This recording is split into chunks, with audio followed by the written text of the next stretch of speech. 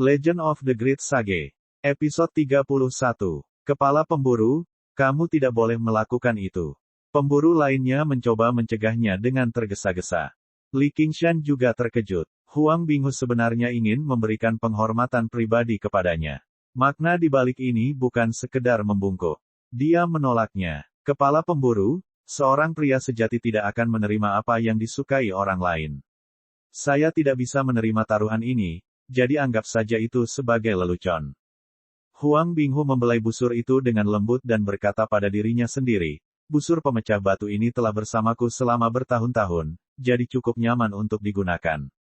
Busur ini juga membantuku membuat namaku terkenal di dunia persilatan. Sekarang, aku tidak lagi menggunakannya, punya banyak waktu lagi, aku ingin memilih master yang bagus untuk itu.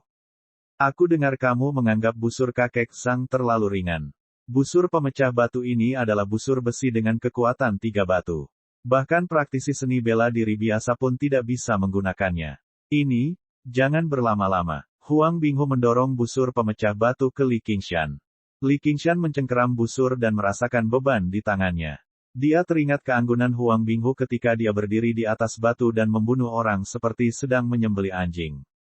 Ya, busur ini tidak cocok untuk berburu. Itu lebih cocok untuk bertarung di medan perang. Itu adalah senjata yang benar untuk membunuh. Dia memainkan tali busur dengan jarinya. Ada benang logam yang tercampur, jadi sangat tajam.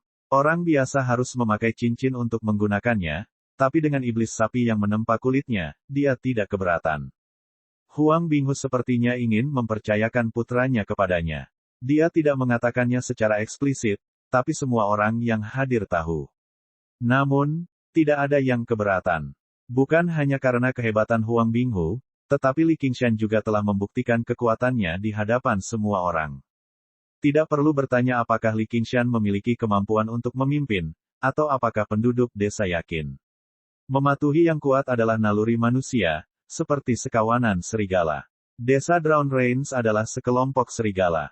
Huang Binghu ingin Li Qingshan menggantikannya sebagai Raja Serigala. Ini adalah keputusan yang diambilnya setelah pertimbangan yang lama. Desa Drown Range selalu tidak disukai oleh pemerintah, dan mereka telah menjadi musuh bebuyutan desa Raja Ginseng. Mereka tampak mengesankan, namun sebenarnya mereka dikelilingi oleh bahaya. Ada orang-orang berbakat di desa, tapi tak satu pun dari mereka bisa mengendalikan situasi. Hanya Li Qingshan yang bisa melakukan ini. Li Qingshan memegang busur pemecah batu dan merasa seperti sedang bermimpi. Beberapa bulan yang lalu, dia masih menjadi penggembala sapi rendahan yang paling tidak mencolok di desa. Beberapa bulan kemudian, dia mendapat kesempatan untuk menjadi kepala pemburu terkenal di desa Drown Range, tapi dia tidak menerimanya. Kepala pemburu, aku akan menerima busur ini. Terima kasih atas kebaikanmu, tapi sebenarnya aku datang untuk mengucapkan selamat tinggal padamu hari ini. Dengan itu, terjadilah keributan. Semua orang merasa Li Qingshan tidak tahu bagaimana menghargai kebaikannya. Meskipun Huang Binghu memahami kekuatan dan potensi Li Qingshan, ekspresinya agak jelek setelah ditolak di depan banyak orang. Huang, tapi aku menginginkannya untuk diriku sendiri. Li Qingshan kembali ke kamarnya dan mengeluarkan sebotol kecil alkohol, memberikannya kepada Huang Binghu. Ini adalah obat alkohol yang ditinggalkan tuanku di masa lalu. Mungkin bisa menyembuhkan penyakitmu. Kamu dari Tian? Tidak. Li tidak akan melakukannya. Li Qingshan tersenyum dan berkata, tidak ada salahnya mencoba. Ini adalah anggur spiritual yang dibuat dari ginseng spiritual. Meskipun dia tidak ahli dalam bidang kedokteran, dia memiliki pemahaman tentang penyakit Huang Binghu. Dia dilahirkan dengan tubuh yang lemah, dan bertahun-tahun berlatih seni bela diri telah menghabiskan asal-usulnya. Jadi dia harus mengandalkan kekuatan batinnya untuk menghidupi dirinya sendiri. Ini adalah penyakit yang tidak dapat disembuhkan yang bahkan sulit disembuhkan oleh dokter ilahi. Ini adalah cacat bawaan yang tidak dapat disembuhkan oleh siapapun. Namun, spirit ginseng memiliki ki bawaan yang bisa menyelamatkan hidupnya. Huang Binghu meminum anggur spiritual dalam sekali teguk, lalu duduk bermeditasi. Setelah beberapa saat, gumpalan ki putih keluar dari atas kepalanya, dan kulit aslinya yang pucat kembali menjadi kemerahan. Setelah sekian lama, dia membuka matanya. Kepala pemburu, bagaimana menurutmu? Para pemburu bertanya satu demi satu. Huang Binghu menyentuh dadanya dengan tidak percaya. Saya merasa lebih baik. Bukan saja lebih baik, tapi lebih baik dari sebelumnya. Seolah-olah dia telah kembali ke masa mudanya. Ada ledakan sorak-sorai, dan banyak pemburu yang menitikkan air mata. Banyak orang yang awalnya memusuhi Li Qingshan semuanya mengubah sikap mereka, berpegangan tangan dan mengucapkan terima kasih yang sebesar-besarnya. Li Qingshan mengangkat busur pemecah batu. Kalau begitu, tidak sopan jika aku menolak busur ini. Ekspresi Huang Binghu menjadi sedikit gelap. Kalau begitu, King San, bisakah kita mengubah taruhannya? Setelah lolos dari kematian, dia langsung enggan berpisah dengan teman lama ini. Jangan pernah memikirkannya. Li Qingshan menolak dengan tegas.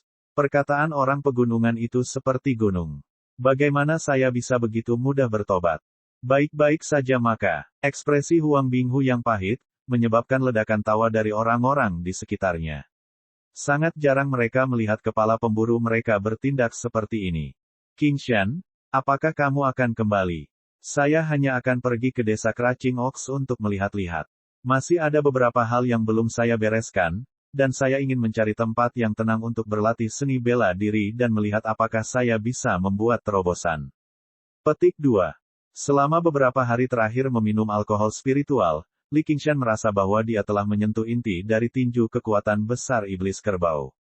Dia berencana untuk berkultivasi sendiri dan mencapai kekuatan seekor lembu. Pada saat itu, dia tidak lagi harus terjebak di pegunungan dan hutan. Dia bisa keluar dan melihat dunia luar. Dia ingat bahwa lemak yang dia selamatkan kemarin sepertinya menyebut dirinya seorang hakim distrik Qingyang. Dia ingin memenuhi janjinya dengan Little N. Meskipun dia tidak tahu seberapa jauh ke selatan yang ditunjuk oleh Little N, dia masih harus mengambil langkah pertama. Terobosan lain. Huang Binghu telah lama merasakan bahwa Li Qingshan saat ini telah berubah lagi dibandingkan beberapa hari yang lalu. Seluruh keberadaannya telah mengalami perubahan drastis. Tingkat kemajuan ini pada dasarnya mengejutkan. Namun dalam sekejap, dia menyatakan ingin membuat terobosan lain. Dia tidak bisa tidak memikirkan bagaimana Li Qingshan pernah berkata bahwa dia ingin menjadi master bawaan. Saat itu, dia hanya menganggapnya sebagai pemikiran sekilas. Sekarang, dia tiba-tiba merasa mungkin dia benar-benar bisa mencapainya. Tapi bagaimana dengan mangsa yang kamu buru? Panen Li Qingshan selama beberapa hari terakhir hampir menyamai panen seluruh desa. Aku tidak menginginkan yang lain. Aku hanya ingin tulang harimau dari harimau itu. Selain itu, aku ingin kamu mengumpulkan beberapa tulang harimau untukku. Aku ingin membuatkan alkohol obat. Aku akan membelinya dengan harga pasar. Alasan dia mengejar harimau itu tanpa henti bukan hanya karena ingin pamer di desa. Sebaliknya, itu karena kerbau telah memberitahunya bahwa begitu dia mencapai kekuatan seekor lembu dengan tinju kekuatan besar iblis kerbau, dia bisa mulai berlatih tinju penempaan tulang iblis harimau. Dia perlu menggunakan alkohol obat jenis lain. Bahan yang paling penting adalah seperti ginseng, berharga tetapi tidak biasa. Itu adalah tulang harimau. Pemburu dan harimau adalah musuh bebuyutan.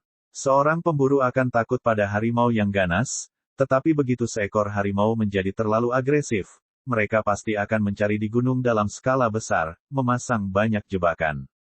Binatang buas memang ganas, tapi mereka tetap bukan tandingan manusia. Jumlah tulang harimau yang terkumpul di desa Drown Range mungkin tidak sedikit. Huang Binghu berkata, apakah ini resep yang ditinggalkan tuanmu? Ya, apakah kamu mengatakan itu hanya karena kamu murah hati? Orang-orang di desa Drown Range-ku menjadi picik.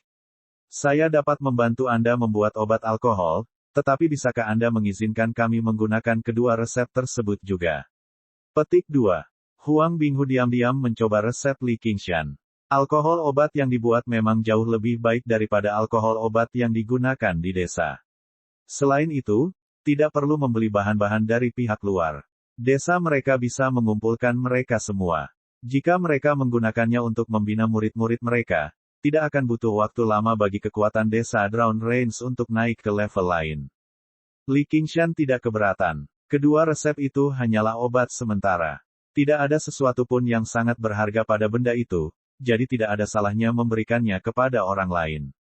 Selain itu, dia bisa menyelamatkan dirinya dari kesulitan membuat alkohol obat. Itu yang terbaik dari kedua dunia. Dia menyerahkan resepnya kepada Huang Binghu, lalu mengambil busur pemecah batu, menaiki sapi, dan perlahan pergi. Hanya ketika sosok Li Qingshan menghilang di sudut jalan pegunungan, kakek Zhang berbisik kepada Huang Binghu, "Kepala pemburu, mengapa kamu tidak menghentikannya sekarang? Ginseng spiritual kemungkinan besar ada padanya. Alkohol yang kamu minum kemungkinan besar terbuat dari ginseng spiritual, dan ginseng spiritual kemungkinan besar ada di labu di pinggangnya." Li Qingshan tidak pernah menyebutkan masalah ginseng spiritual, tetapi di mata pemburu tua berpengalaman ini, dia telah mengungkapkan terlalu banyak petunjuk. Bagi Huang Binghu, yang pernah berjalan di Jianghu, hal-hal ini hanya dapat dilihat dan dipahami dengan lebih jelas. Huang Binghu menatap jalan pegunungan tempat Li Qingshan menghilang. Setelah hening lama, dia menoleh dan berkata, "Lagi pula, kita berbeda dari para penjelajah ginseng itu, bukan?" Episode 32, kakek Zhang juga menunjukkan rasa hormat. Banyak desa pegunungan yang seperti desa Raja Ginseng, dan terlebih lagi desa pemburu. Lagi pula, menjadi pemburu jauh lebih mudah daripada berburu binatang buas. Jika mereka bertemu dengan seorang musafir yang sendirian, mereka dapat membunuhnya dengan satu anak panah dan mengambil item tersebut. Itu terlalu mudah. Sejak Huang Binghu memimpin desa Drown Rains, dia membatasi penduduk desa dengan ketat. Hal ini belum pernah terjadi sebelumnya. Di jalur pegunungan, Oxen berkata kepada Li Qingshan, "Kamu memberikan sebotol anggur spiritual itu. Setidaknya 2 orang telah mengetahui masalah ginseng spiritual." Li Qingshan berkata, "Saya tahu. Sangat mungkin mereka akan menyerang dan membuatmu tinggal di desa Drown Rains selamanya. Aku juga mengetahuinya." Li Qingshan telah menjalani 2 kehidupan dan bukanlah remaja yang naif. Dia mengetahui banyak sisi gelap dari sifat manusia. Tapi saya bersedia mengambil risiko ini. Dalam hidup, jika saya selalu berhati-hati dan tidak percaya pada orang lain atau diri saya sendiri, lalu apa gunanya menguasai teknik tiada taraf? Dia memiliki kekuatan sendiri dan yakin bahwa bahkan dalam skenario terburuk sekalipun, dia akan mampu membunuh jalan keluarnya. Lebih jauh lagi, dia percaya bahwa kekuatannya sendiri akan berdampak mengintimidasi orang lain. Di satu sisi, dia dengan hangat mengundangku sementara di sisi lain, dia diam-diam menekan pedangnya. Apakah ini termasuk kedewasaan? Li Qingshan menghela nafas dalam hatinya sambil membelai tablet kayu belalang di pinggangnya yang memiliki 2 kata, Nan, An, terukir di atasnya. Namun, masih ada orang-orang di dunia ini yang bisa dia percayai sepenuh hati. Hantu. Mereka perlahan berjalan di sepanjang jalan pegunungan yang terjal. Pohon mapel merah, kuning, dan hijau bagaikan api di sepanjang jalan. Itu sangat indah. Li Qingshan mengeluarkan seruling bambunya lagi dan mulai memainkannya. Suara seruling yang jernih bergema di pegunungan musim gugur. Masih belum bisa menemukannya. Pemuda yang dipanggil, Tuan Muda, oleh para pendekar pedang bertanya dengan agak cemas. Dia telah memimpin orang untuk mencari puncak Bailau selama beberapa hari dan bahkan memperluas area pencarian, tetapi tidak ada tanda-tanda ginseng spiritual. Tuan Muda, kami sudah membawa orang untuk meratakan desa Raja Ginseng. Ginseng spiritualnya pasti tidak ada. Mereka bilang itu pasti diambil oleh desa Drown Rains. Haruskah kita meratakan desa Drown Rains saat kita berada di sana? Seorang pendekar pedang bertanya. Mereka sangat bermusuhan dengan desa Drown Rains, jadi tentu saja mereka akan mengatakan itu. Mereka mengira aku tidak tahu kalau desa Drown Rains mundur dari gunung pada hari festival pertengahan musim gugur, dan kemudian pergi ke utara untuk berburu musim gugur.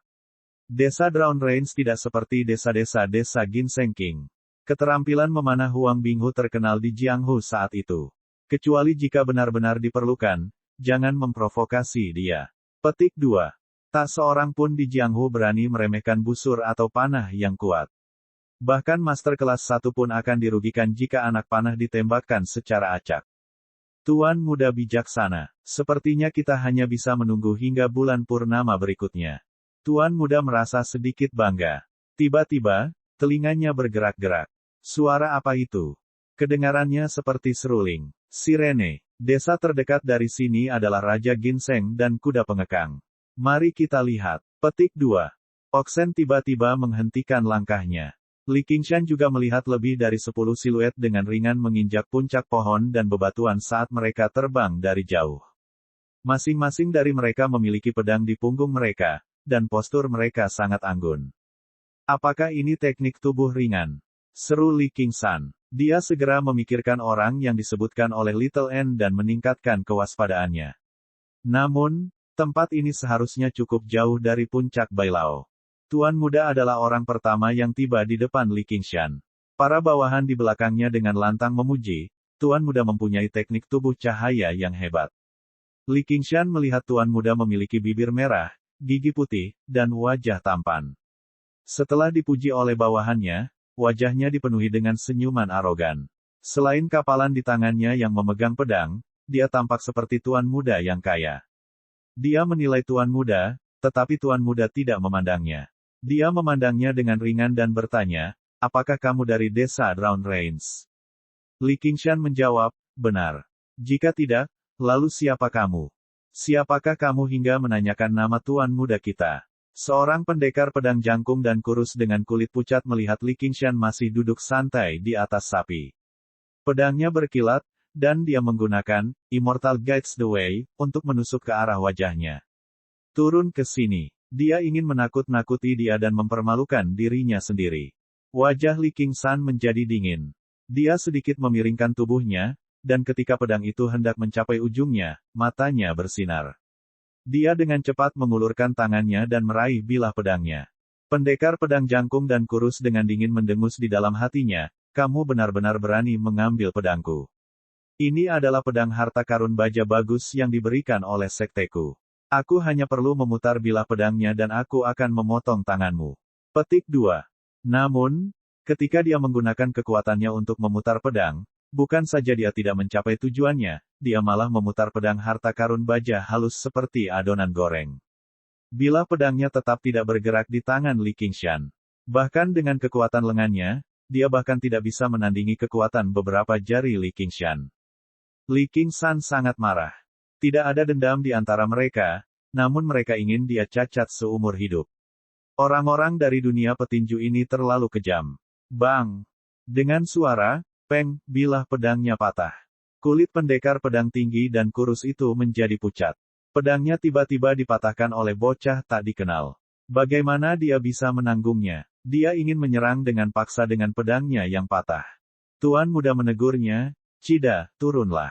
Kamu tidak cukup terampil. Jangan mempermalukan sekte pedang gerbang naga kami. Ya, bawahan ini pantas mati. Saat kita kembali, saya akan pergi ke aula disiplin untuk menerima hukuman saya.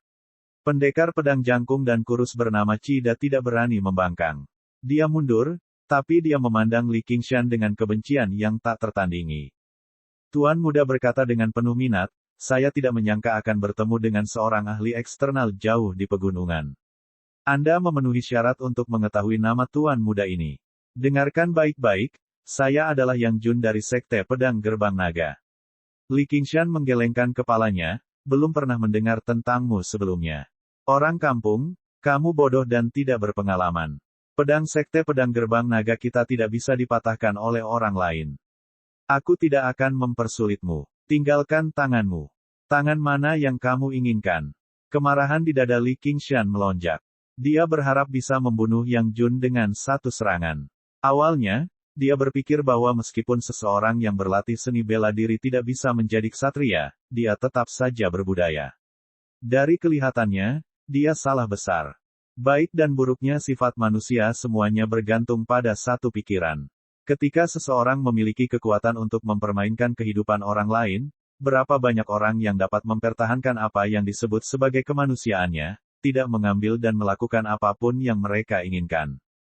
Namun, kelompok orang ini tidak dapat dibandingkan dengan para penjelajah ginseng yang berlatih seni bela diri dangkal. Mereka adalah praktisi seni bela diri sejati. Iblis sapi menempa persembunyiannya dapat memblokir tinju, tetapi ia tidak dapat memblokir pedang baja halus yang mengandung ki dalam. Selain itu, mereka semua memiliki teknik gerakan.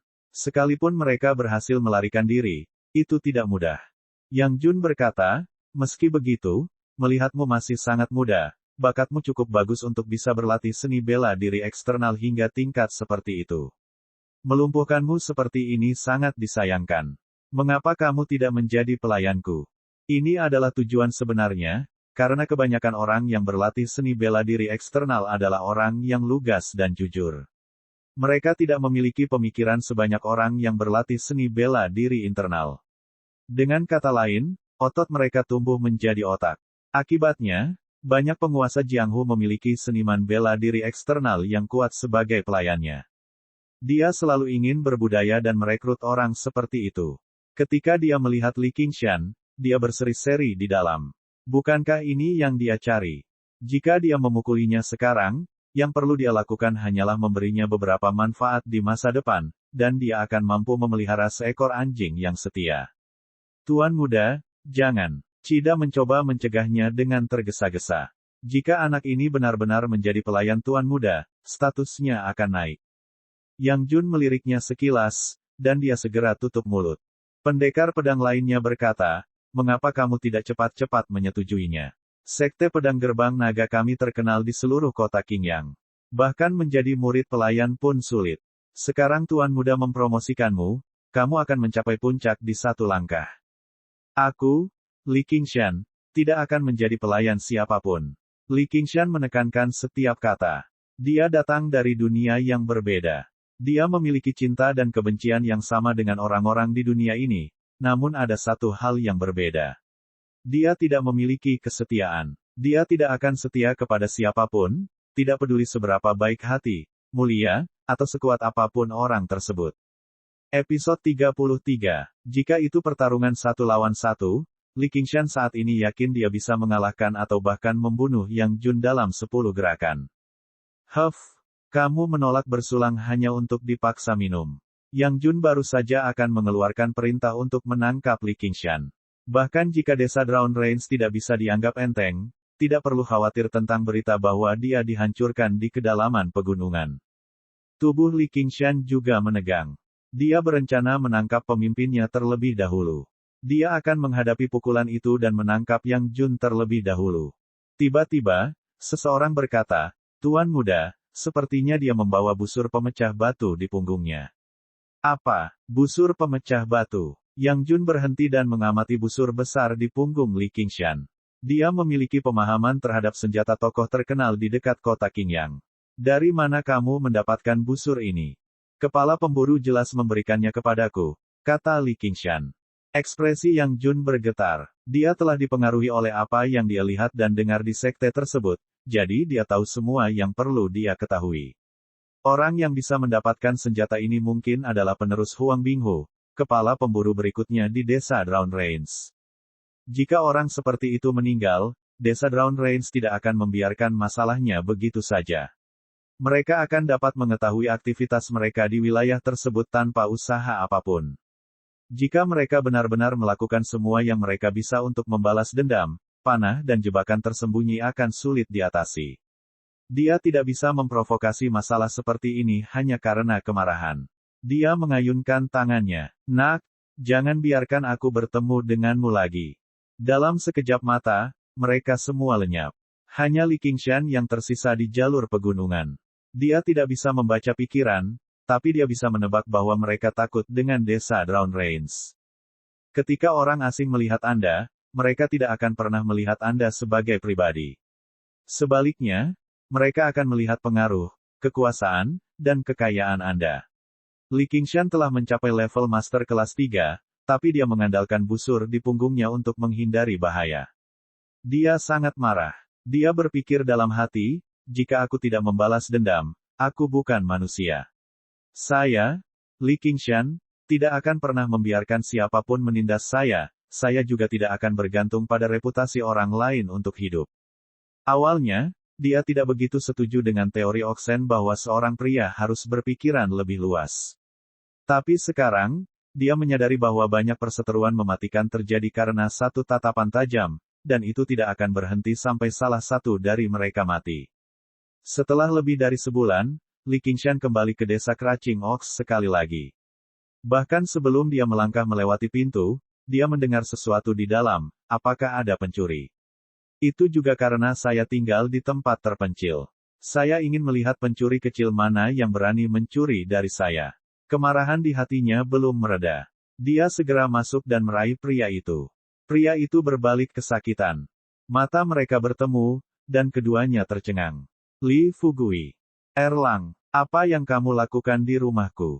Erlang, kamu belum mati. Li Qingshan melihat ke kamar. Meski sudah lebih dari sebulan, namun masih bersih. Dia tahu bahwa Li Fugui tidak mencuri, tapi membantunya membersihkan kamar. Tentu saja aku belum mati. Kenapa kamu berkata begitu? Baru setelah bertanya-tanya barulah dia mengetahui bahwa Li Qingshan telah kembali dari desa Cipres Stream tanpa kabar apapun. Semua orang di desa telah melihatnya terlibat konflik dengan penduduk desa Drown Range di pasar, jadi mereka semua mengira dia sudah tamat. Li Fugui bahkan membantunya membakar kertas dupa dan menangis. Li Qingshan tidak tahu apakah harus tertawa atau menangis. Aku masih hidup dan sehat, bukan? Hunter Huang dari desa Drown Range mengundangku ke desa sebagai tamu, jadi aku tinggal lebih lama. Li Fugui tidak pernah menyangka bahwa dia benar-benar bisa keluar hidup-hidup setelah memasuki tempat berbahaya seperti desa Drown Range. Mengenai fakta bahwa Hunter Huang telah mengundangnya sebagai tamu, dia tidak terlalu mempercayainya. Di matanya, meskipun Li Qingshan kuat, dia masih jauh dari seseorang seperti Huang Binghu.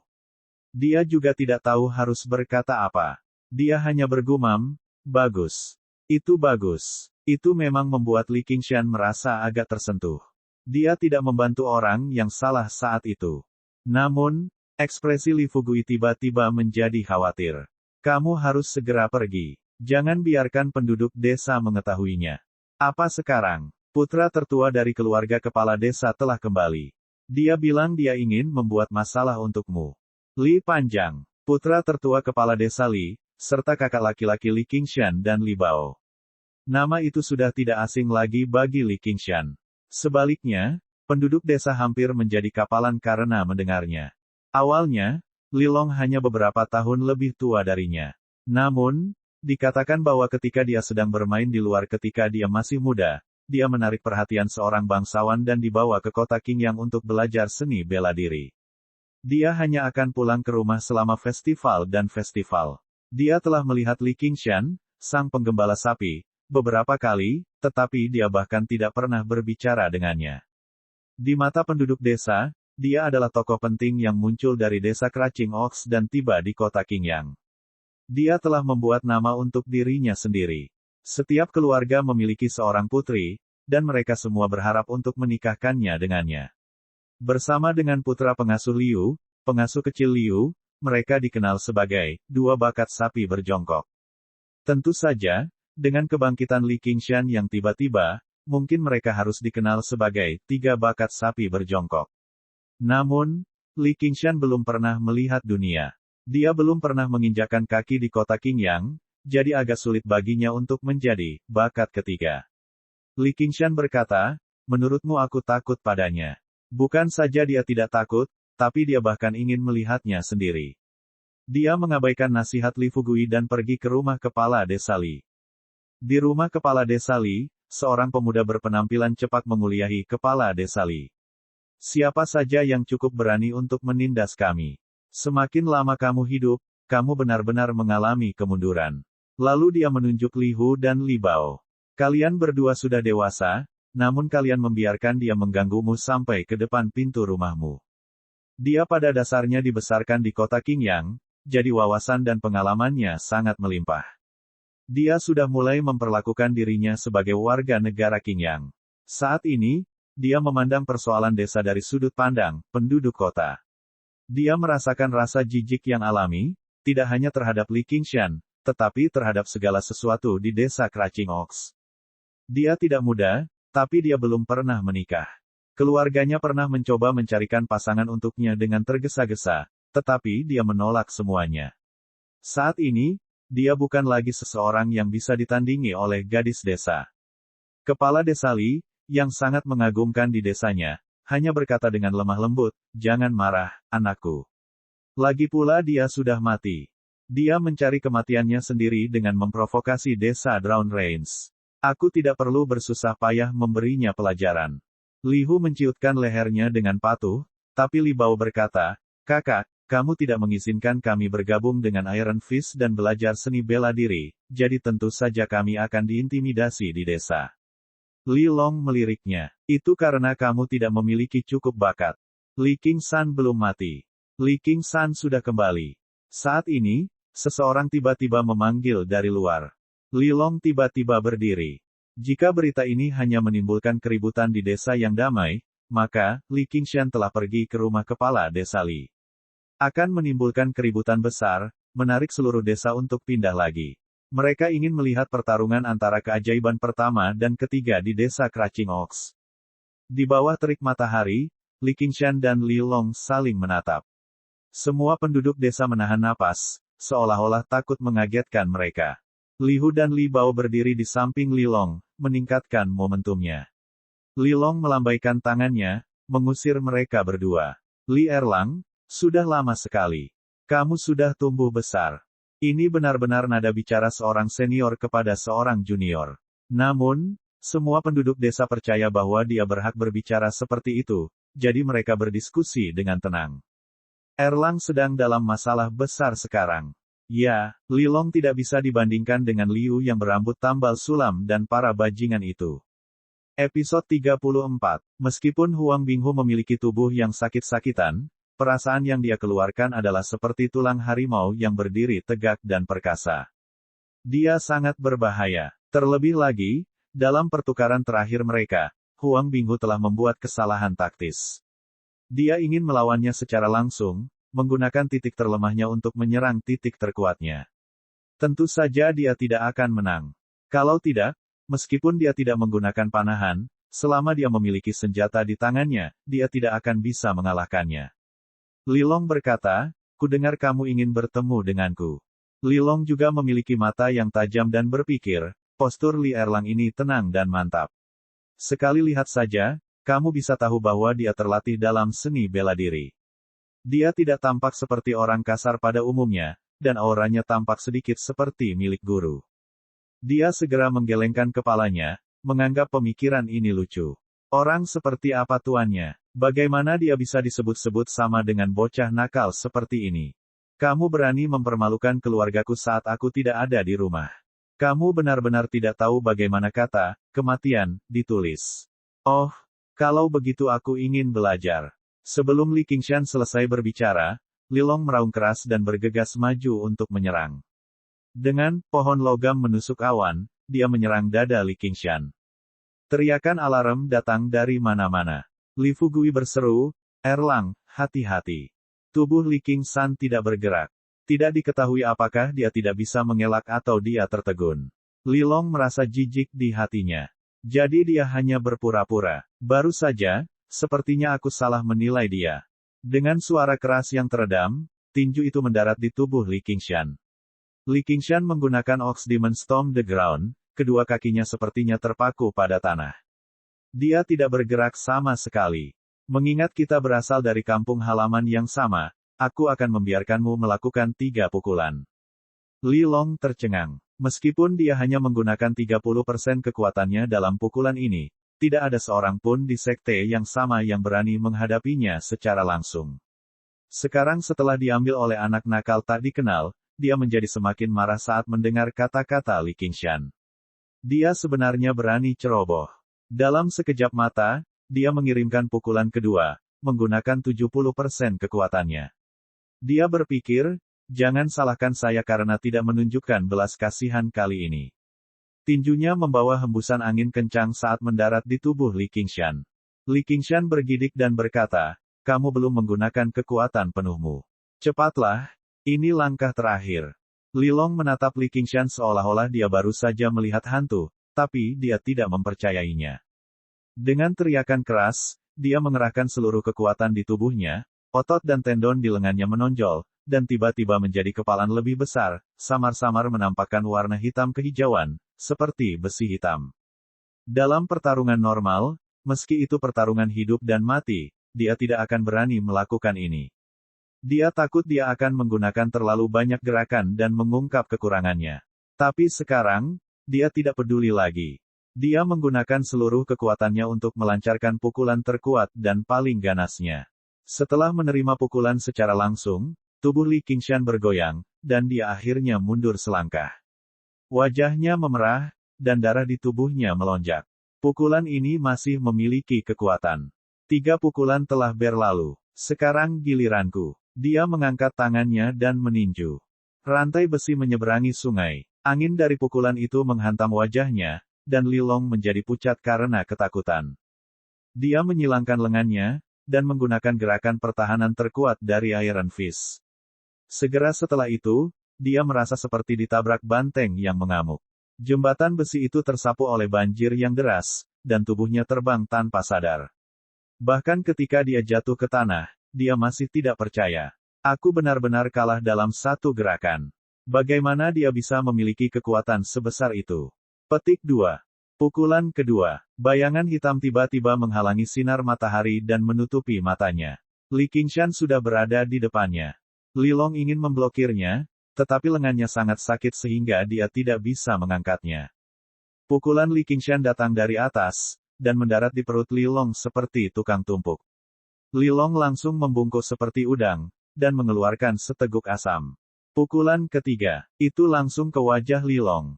Penduduk desa berteriak ketakutan. Mereka tercengang dengan kejadian yang tiba-tiba ini. Pahlawan nomor 1 di desa, Li Long, yang telah mereka bicarakan selama bertahun-tahun, sebenarnya dikalahkan dalam sekejap. Terlebih lagi, dia dikalahkan secara menyeluruh.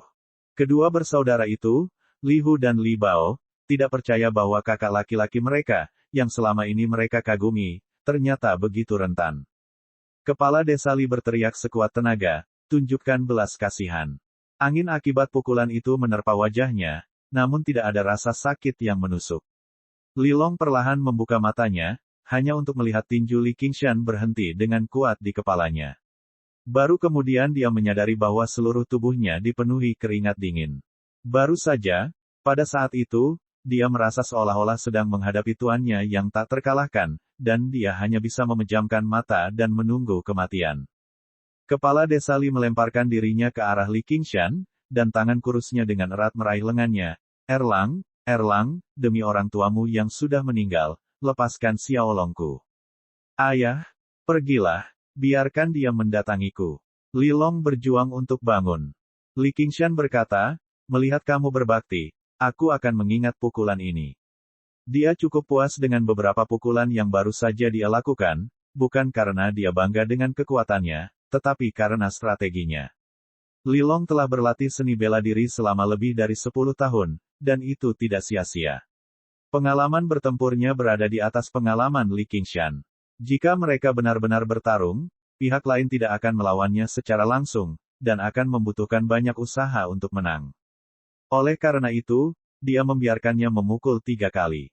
Bertahan melawan pukulan seperti itu adalah keahlian terbaiknya.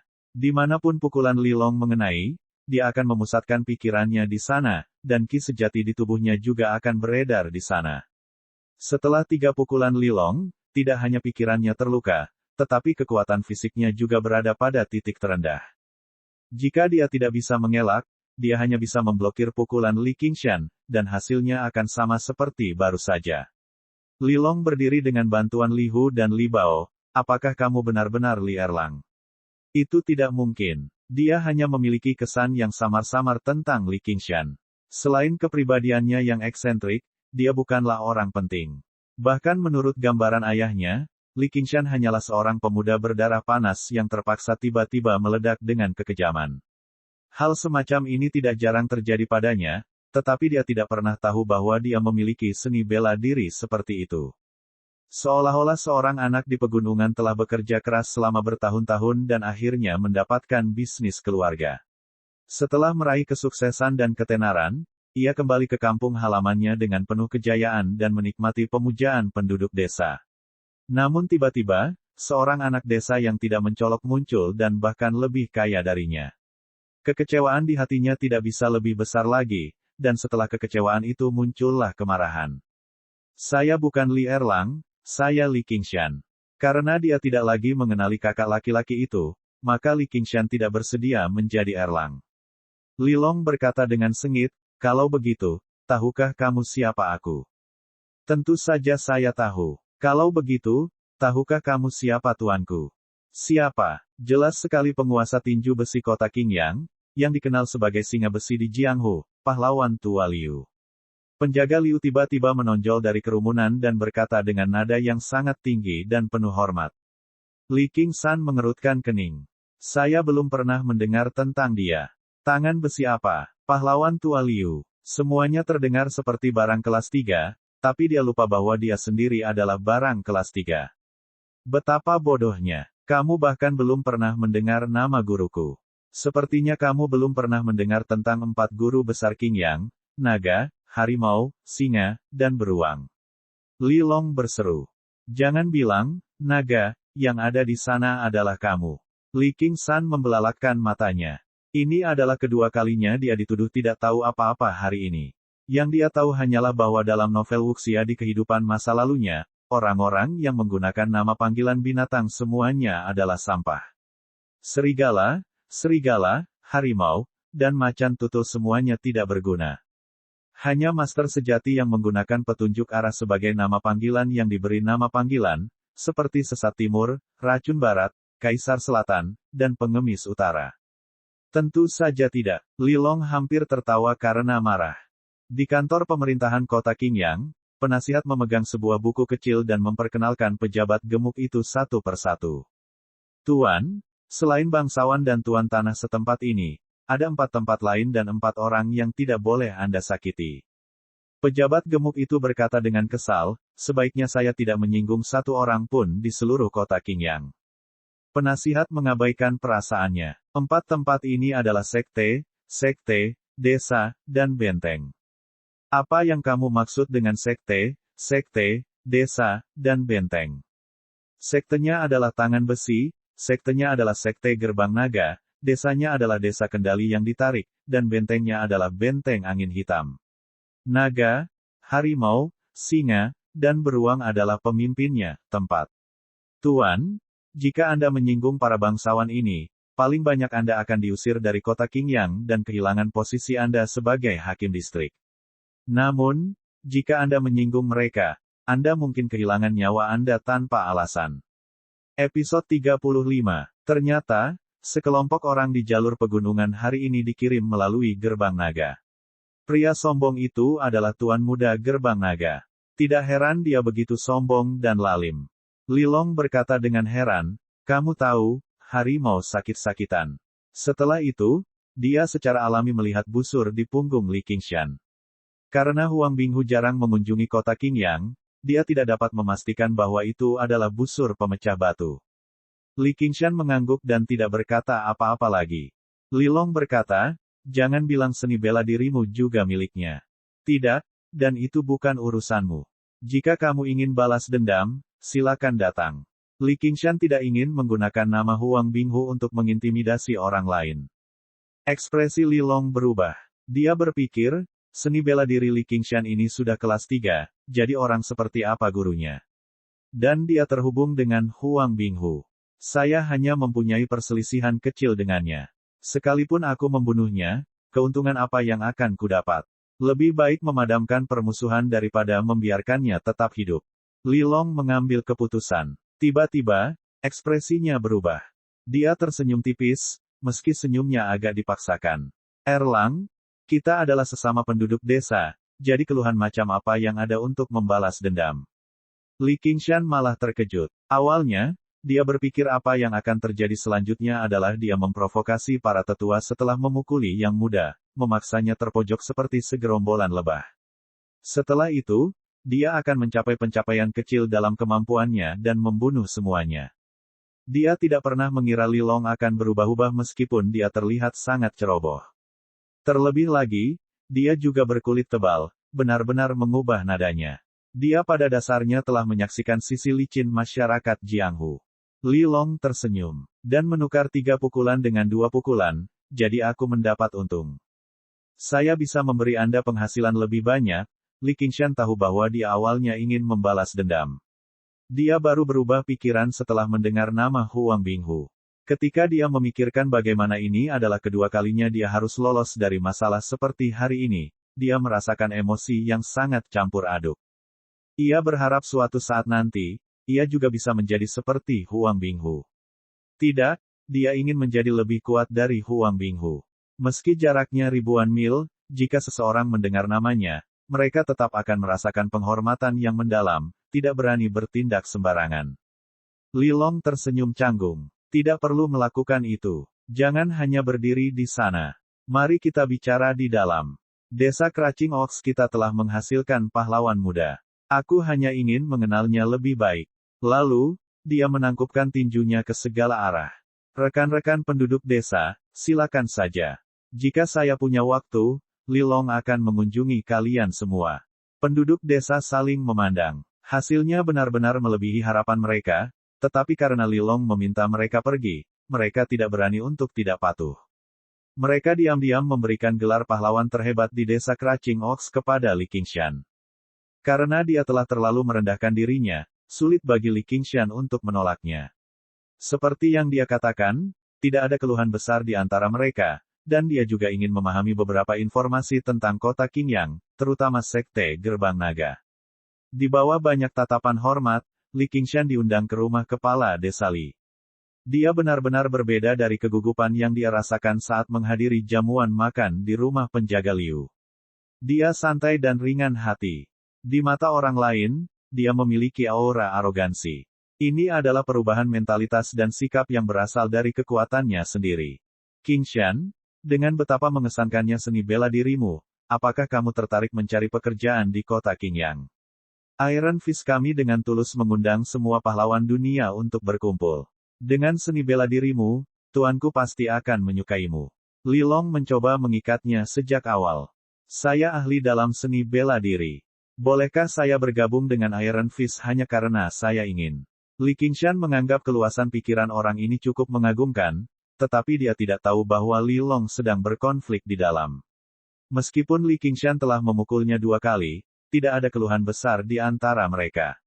Jika dia bisa mengikatnya ke dalam geng, dia akan bisa saling membantu sebagai sesama penduduk desa, yang akan bermanfaat bagi statusnya di sekte tersebut.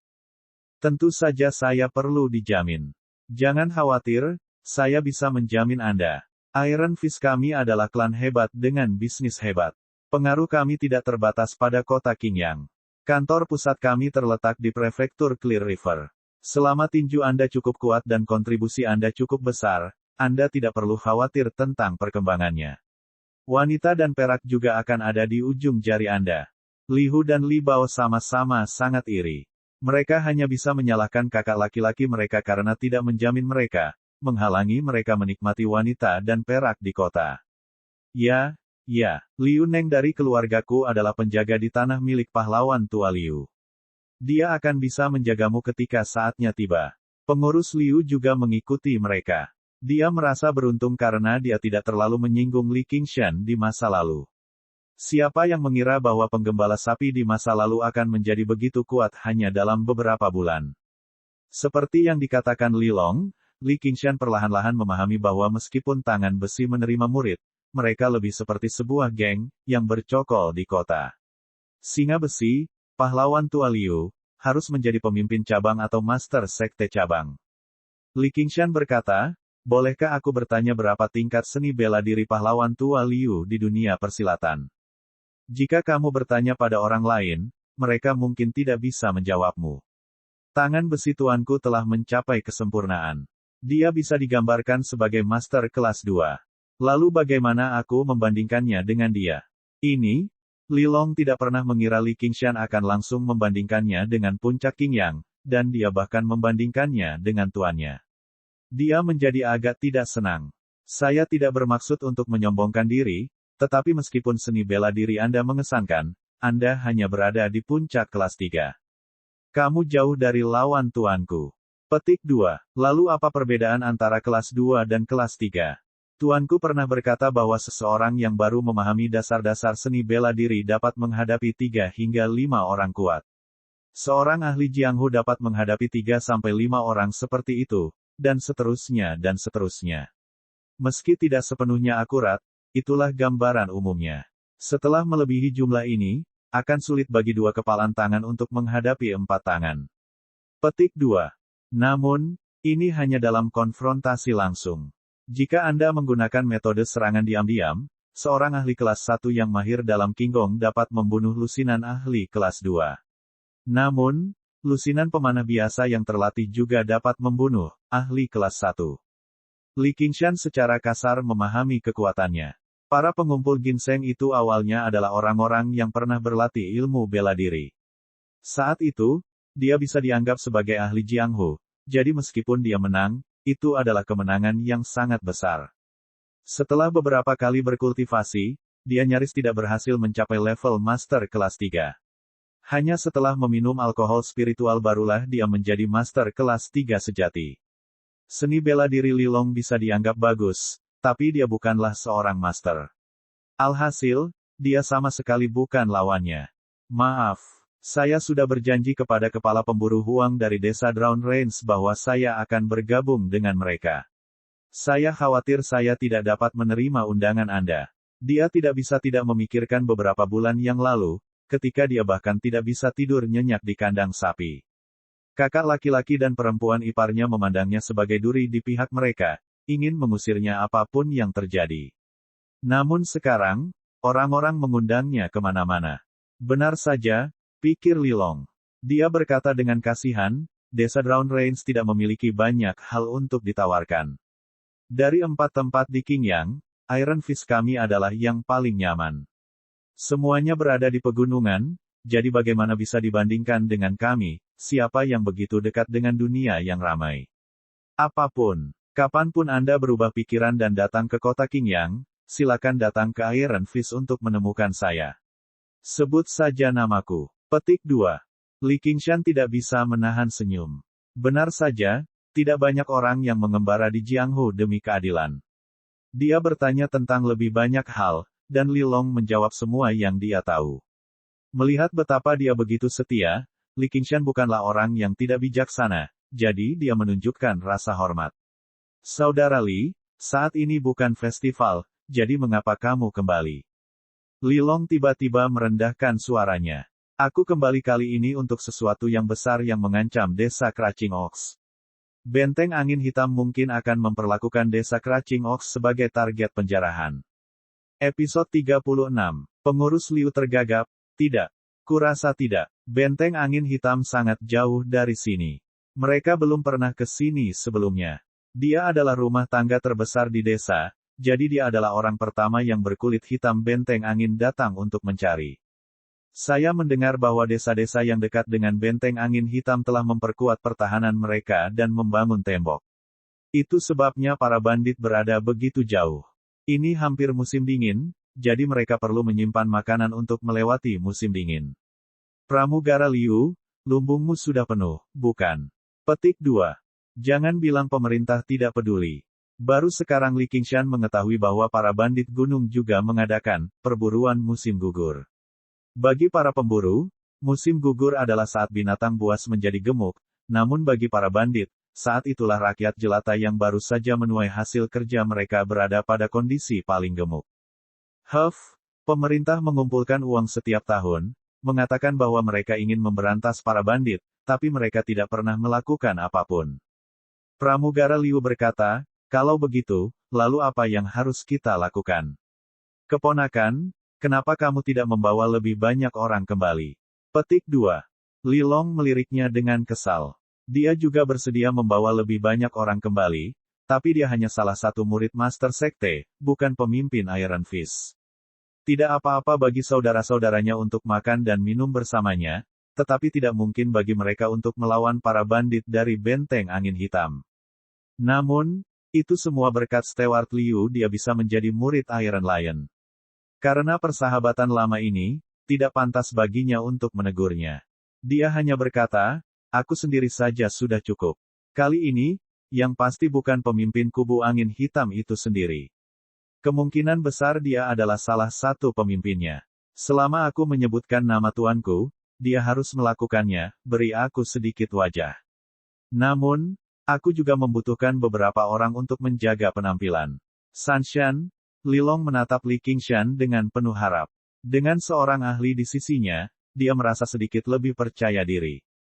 Li Qingshan sangat meragukan penjelasan ini. Bagaimana mungkin seseorang yang datang jauh-jauh ke sini mundur begitu saja setelah mendengar namanya? Namun, dia tidak akan membiarkan desa kecil yang membesarkannya ini diinjak-injak oleh orang lain. Dia menangkupkan tinjunya dan berkata, itu tugasku. Dengan janjinya, Li Long pun menjadi tenang. Dengan bantuan ahli kelas 3, masalah ini akan lebih terjamin. Ini juga merupakan alasan utama mengapa dia bersedia menoleransi Li Qingshan sejauh ini. Kepala desa Li dan pengurus Liu mengatur beberapa pekerja dan pelayan untuk melakukan persiapan. Mereka juga melengkapi beberapa senjata. Meski pemberitaannya masih tertutup rapat, suasana langsung mencekam. Pramugara Liu berkata dengan suara gemetar, "Keponakan, haruskah kita bersembunyi?" Li Long berkata, "Tidak perlu menghindari ini. Mereka di sini untuk menjarah.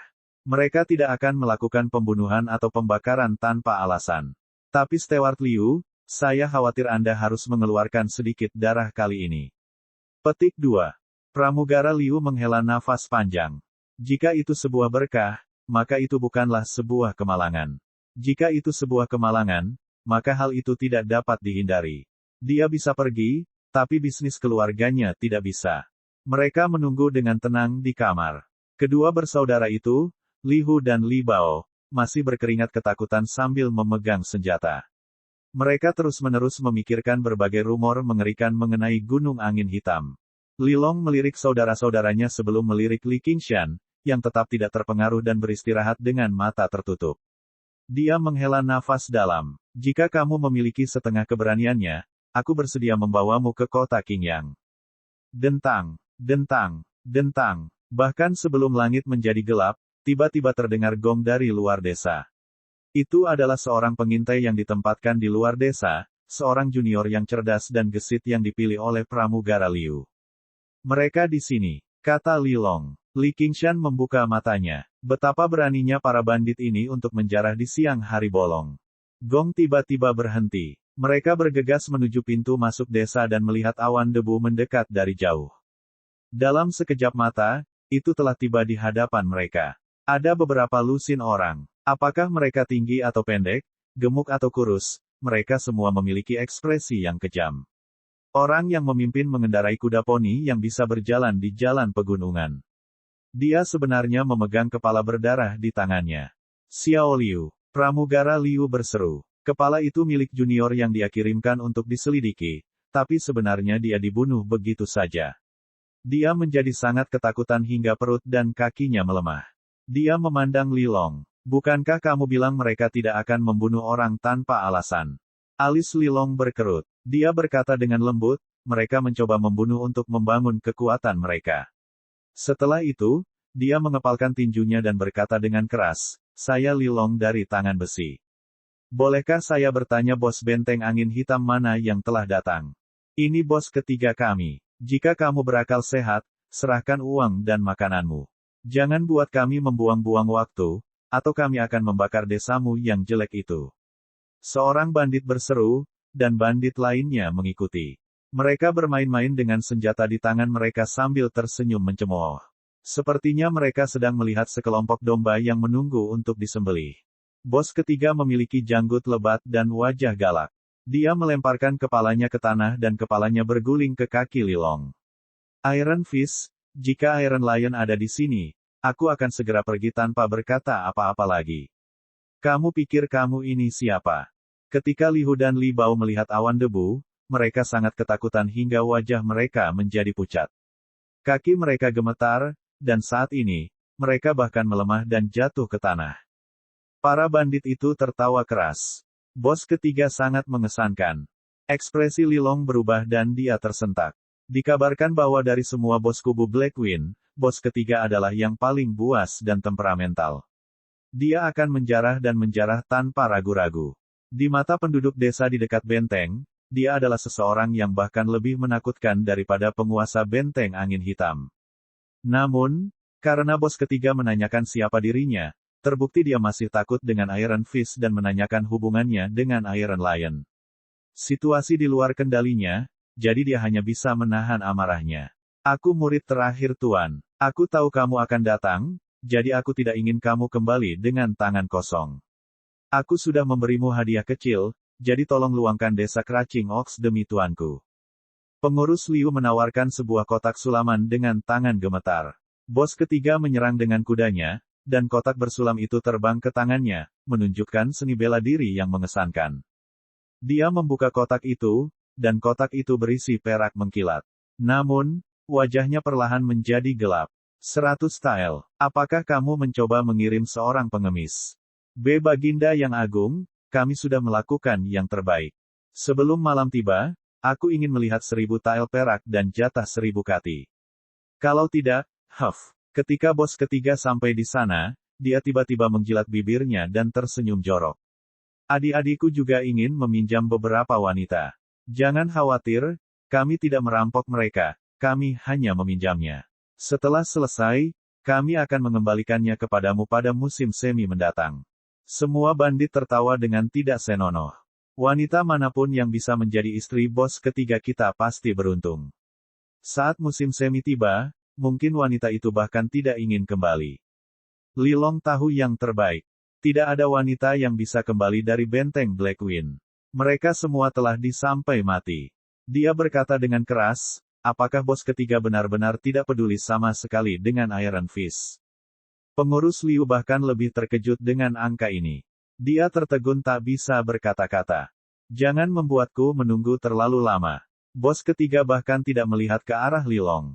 Dia menoleh dan memerintahkan bawahannya, cepatlah.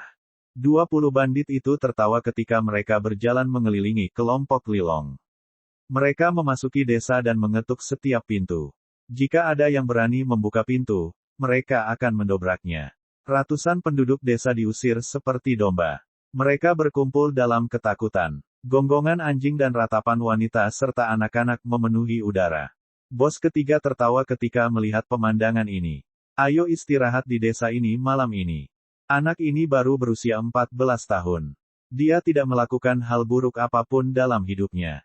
Tiba-tiba, suara yang sangat tenang terdengar. Suasananya sangat tenang sehingga sepertinya tidak cocok dengan situasi saat ini. Namun, dalam ketenangan itu, sepertinya ada niat membunuh yang tak terkendali yang ditekan. Li Qingshan mengangkat kepala Little Six dari tanah dan menutup matanya dengan lembut. Bos ketiga menyipitkan matanya. Siapa kamu? Dia tidak memperhatikan Li Qingshan. Sejak awal, ketika kepalanya dilempar, kepala Li Qingshan menunduk dan tubuhnya gemetar. Dia pikir itu adalah ketakutan. Namun, Li Qingshan tidak lagi gemetar. Perlahan-lahan dia berkata, ini adalah anak yang sangat baik dan pintar. Orang tuanya juga sangat menyayanginya. Bos ketiga menguap. Apa yang kamu coba katakan? Episode 37. Para bandit tertawa terbahak-bahak, seolah-olah mereka baru saja mendengar lelucon lucu. Namun, bos ketiga merasakan sesuatu yang menakutkan dari tubuh Li Qingshan dan tidak tertawa terbahak-bahak. Kepalanya jatuh ke tanah dan tali busur ditarik sepenuhnya. Mati. Li Qingshan menyerang dalam sekejap.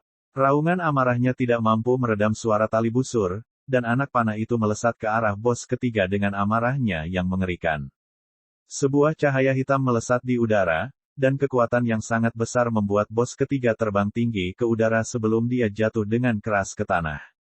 Kekuatan 3 busur batu sangat mencengangkan, dan gerakan Li Qingshan mulus. Pada jarak sedekat itu, hanya ahli kelas 2 atau lebih tinggi yang bisa menghindarinya, tapi bos ketiga jelas bukan salah satu dari mereka. Desa yang bising itu langsung menjadi sunyi. Semua bandit menatap dengan mata terbelalak, tidak dapat mempercayai pemandangan ini. Bos ketiga sebenarnya telah dibunuh oleh seorang remaja. Penduduk desa memandangnya seolah dia adalah dewa. Bagi mereka, para bandit adalah iblis yang menakutkan, dan bos ketiga adalah pemimpin iblis tersebut. Sekarang Li Qingshan telah membunuh bos ketiga dengan satu serangan, dia seperti dewa. Situasinya telah terbalik, tapi tidak ada kegembiraan di wajah Li Long, hanya ketakutan. Bos ketiga. Beberapa bandit mengepung bos ketiga, dan dia batuk seteguk darah. Dengan ekspresi galak, dia menunjuk ke arah Li Qingshan dan berkata, bunuh dia.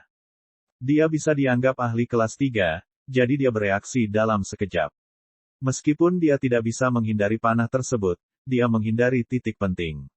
Anak panah itu menembus bahu kanannya, menghancurkan semua tulang di dekatnya. Tangan kanannya bisa dianggap lumpuh. Matanya merah, dan dia hanya ingin menguliti Li Qingshan hidup-hidup.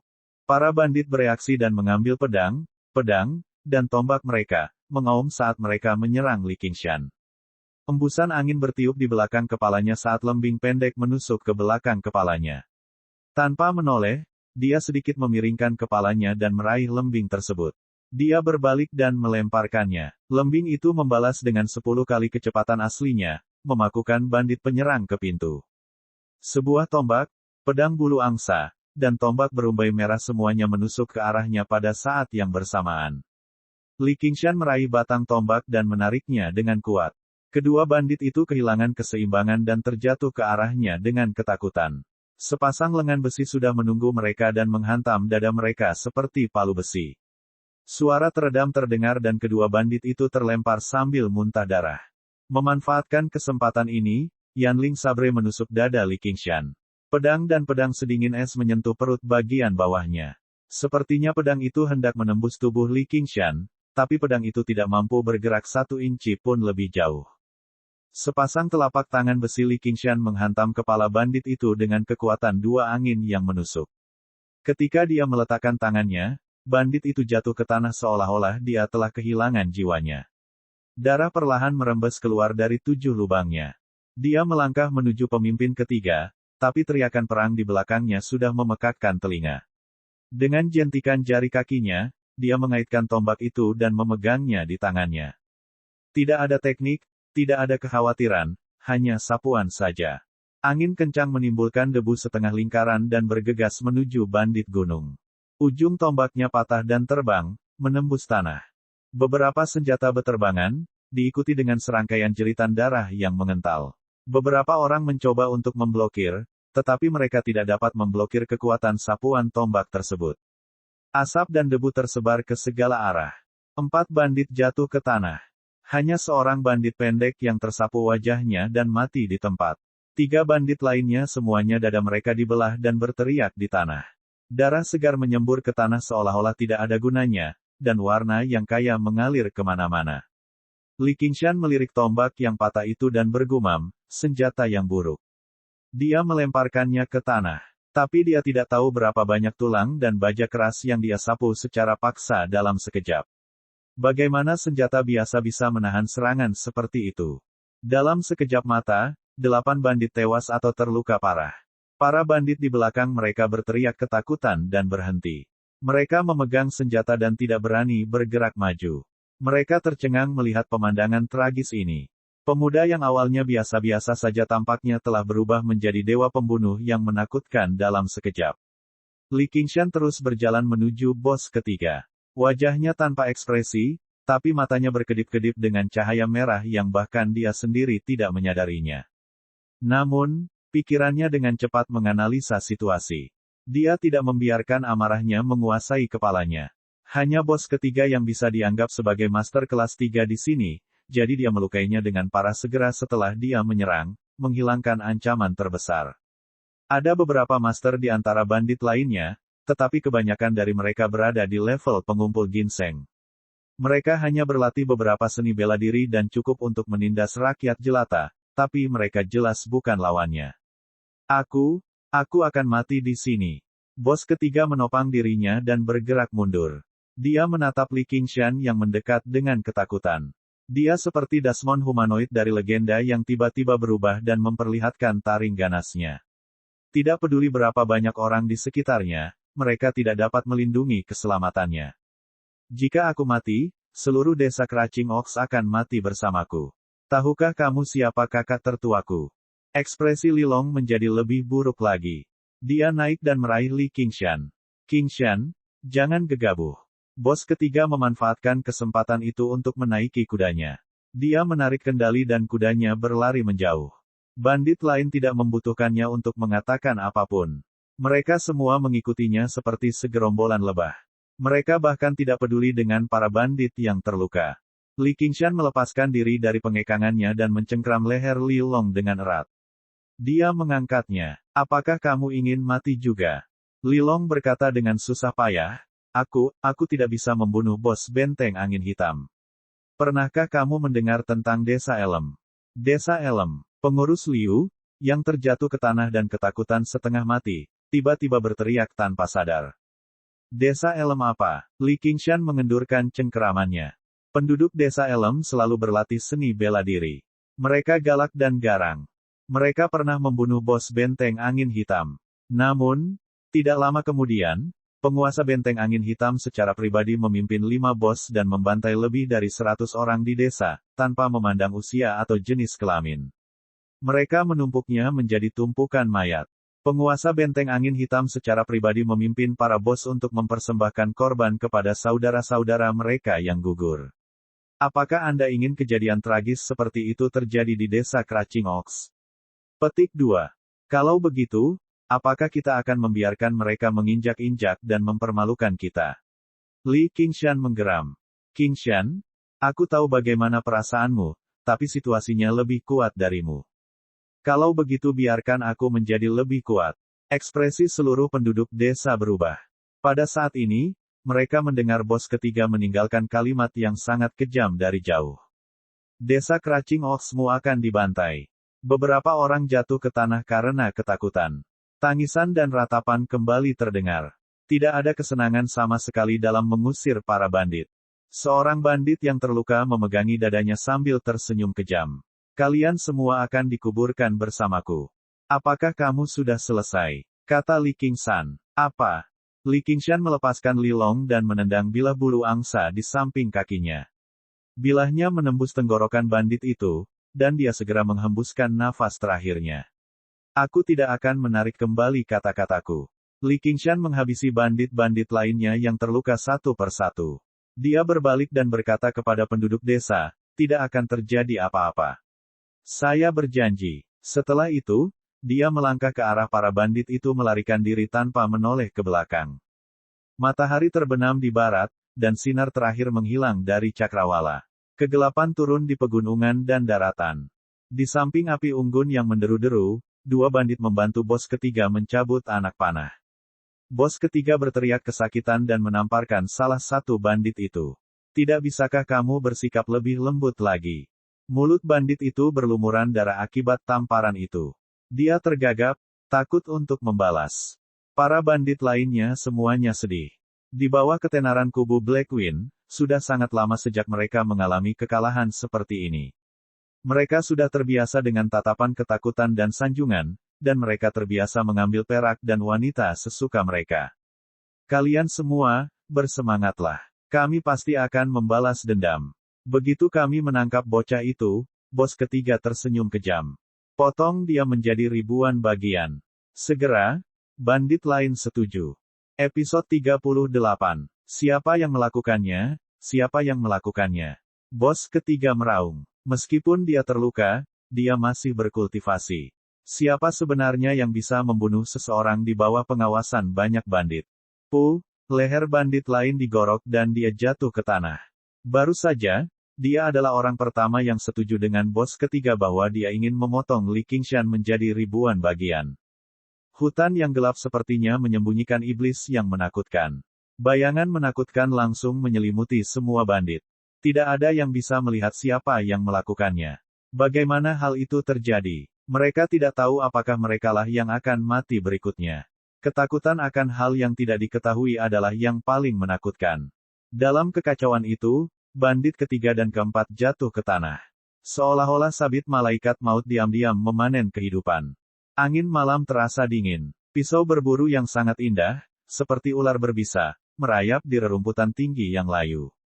Bilahnya ditutupi dengan cairan rumput berwarna gelap, sehingga tidak memantulkan cahaya apapun. Malam ini, tidak ada bulan.